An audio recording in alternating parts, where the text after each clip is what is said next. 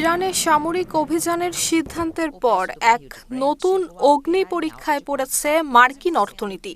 বাণিজ্য যুদ্ধ এবং অভিবাসন সংকট কাটিয়ে যখনই প্রবৃদ্ধির ইতিবাচক ইঙ্গিত মিলছিল, ঠিক তখনই অনির্দিষ্টকালের জন্য সামরিক পদক্ষেপ বিশ্ববাজারে তৈরি করেছে তীব্র অনিশ্চয়তা। সংঘাত অন্তত কয়েক সপ্তাহ স্থায়ী হতে পারে এমন সতর্কবার্তার পর আন্তর্জাতিক বাজারের তেলের দাম $70 থেকে বেড়ে $80 পৌঁছায়। সবচেয়ে বড় ঝুঁকির জায়গা হরমুজ প্রণালী, যা বৈশ্বিক জ্বালানির প্রধান ধমনী।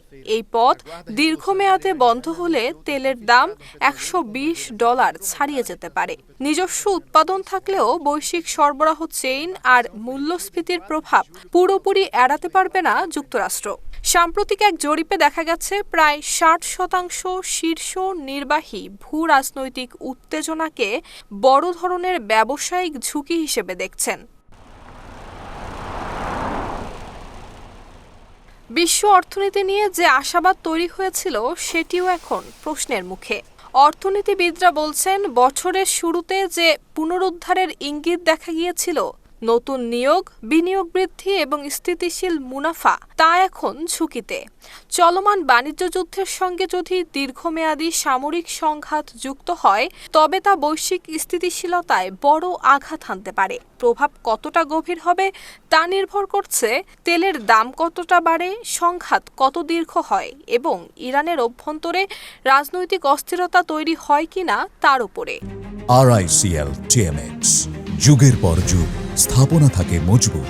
2022 সালে ইউক্রেন যুদ্ধের সময় যেমন মূল্যস্ফীতি বেড়ে গিয়েছিল এবং কেন্দ্রীয় ব্যাংককে আক্রমণাত্মকভাবে সুদের হার বাড়াতে হয়েছিল, বর্তমান পরিস্থিতিতেও দেখা যাচ্ছে তেমন ঝুঁকি।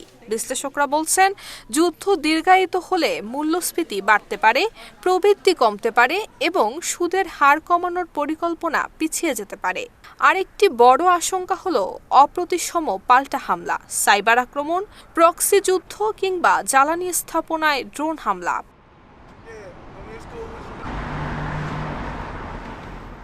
এরই মধ্যে গ্যাস স্থাপনায় হামলার কারণে এলএনজি সরবরাহ বিঘ্নিত হয়েছে।